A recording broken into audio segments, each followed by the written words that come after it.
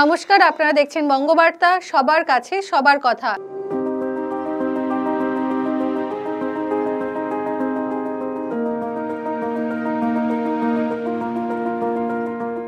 ভুতুরে ভোটার নিয়ে দেশ জুড়ে যখন শোরগোল উঠছে, বিরোধী রাজনৈতিক দলগুলি নির্বাচন কমিশনের ভূমিকা ও নিরপেক্ষতা নিয়ে প্রশ্ন তুলছে, তখন নির্বাচন কমিশন অবাধ ও শান্তিপূর্ণ নির্বাচনের লক্ষ্যে ধারাবাহিক কর্মসূচি নিয়ে এগোচ্ছে।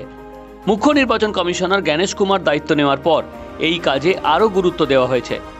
জেলা নির্বাচন আধিকারিক, রিটার্নিং অফিসারদের পর আজ বিএলওদের প্রশিক্ষণ শুরু হয়েছে দিল্লিতে।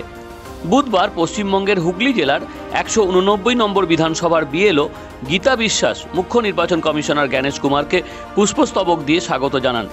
প্রশিক্ষণ শিবিরে অংশগ্রহণকারী অফিসারদের ভোট গ্রহণ থেকে শুরু করে ফলাফল পর্যন্ত সঠিক কার্যপ্রক্রিয়াগুলি তুলে ধরছেন বিশেষজ্ঞরা।